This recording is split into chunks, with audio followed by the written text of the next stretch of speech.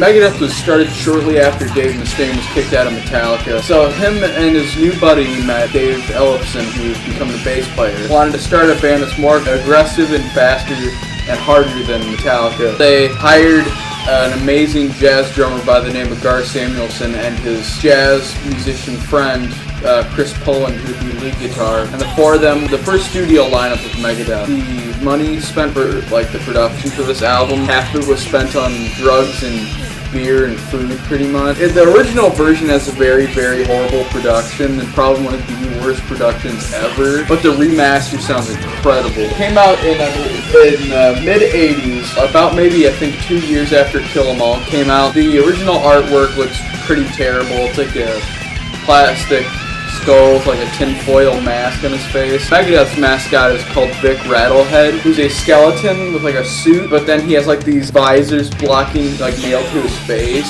chain links that like lock his mouth together, and these big things that deafen his ears. So I think the whole concept is see no evil, hear no evil, speak no evil. The remaster though is really cool. It shows Vic Rattlehead had the way Dave originally wanted it to be. So the first song, Last Rites / Love to Death. The Last Rites is like this cool piano and guitar intro of Fugue in D minor from Bach or something like that on the piano, and then Dave's guitar plays along with it, and it's really cool. And it shows a lot of the technical side that Megadeth will do. Very, very fast and thrashy, very, very heavy. The riff is very hard to duplicate. Dave is singing along. It's very, very, very heavy, and there's a lot of really great screams. It's also very, very dark. And the solo in Love You to Death by Dave is really great.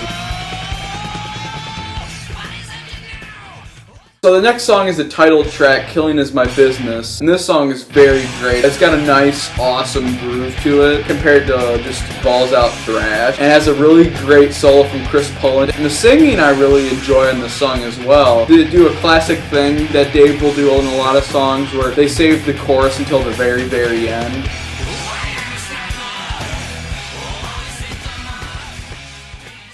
Next song might be one of my favorite off the album. This is a really great song to work out to. Running or anything, this is an amazing song called Skull Beneath the Skin. I think it's about torture or something. Dave said something about this song describing Vic Rattlehead. As well as the next song is actually, I believe, about Rattlehead. This song is very progressive. It changes all the time. It's very heavy and dark as well. There's solos all over the place, and every riff is all guns blazing. It's definitely a hard song to learn. It's very progressive.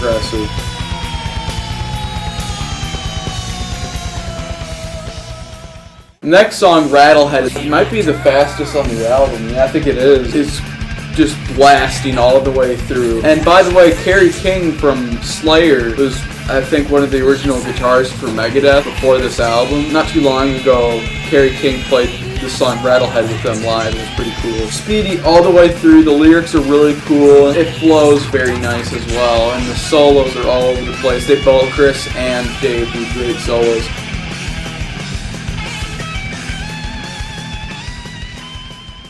Chosen Ones is the next song is a very short song. This song is about Tim the Enchanter from Monty Python, the Holy Grail, and they're trying to blow up a killer rabbit. I can't believe Dave would actually make like a song that's that cool about that. And the lyrics are really great. They're very dark and brutal pretty much for their time. And this album is like the fastest thing around this time. It's the exact same speed as songs like Fight Fire with Fire from Metallica, but it's a lot more changes in the song, and it sounds a lot better than Fight Fire with Fire. There's even some parts where Dave Ellefson's bass playing shine.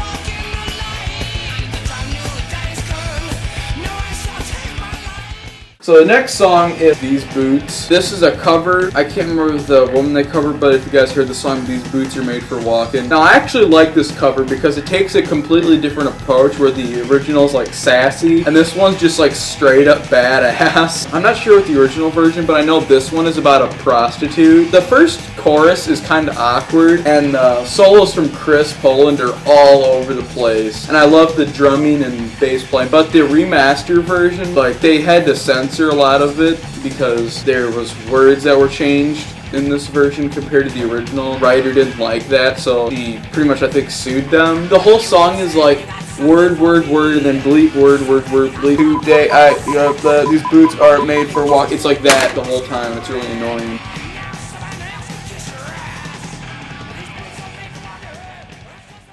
So the next song, Looking Down the Cross, and this is kind of the closest you get to a ballad. By the way, on the original, the production is so bad that the songs Skull Beneath the Skin and Looking Down the Cross sound completely terrible because of, like, the intro sounds completely awful because of the production. So this production kind of sounds weird because it just sounds like straight up distortion and like pinch harmonics. And then it goes into this really cool song, really nice lyrics. I love it all the way through. Dave isn't that great of a singer, obviously. He kind of sounds like Elmer Fudd at times, very nasally. But his singing really shines sometimes. And on this song, and I'm like, Killing Is My Business, he sings very, very well and carries the tune all the way through. I think this song would have been better to end off the album though.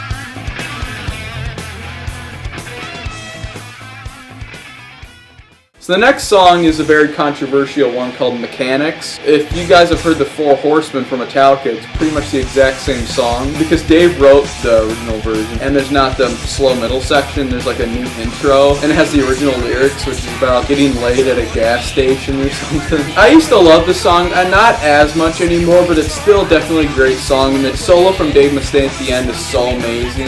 I think it's probably better than Kirk Hammett's solo on the Four Horsemen, but I will say the Four Horsemen like middle section that makes it pretty much an epic is really cool. Nowadays I like the Four Horsemen a little bit more, but they're pretty much on the same level. They play the same song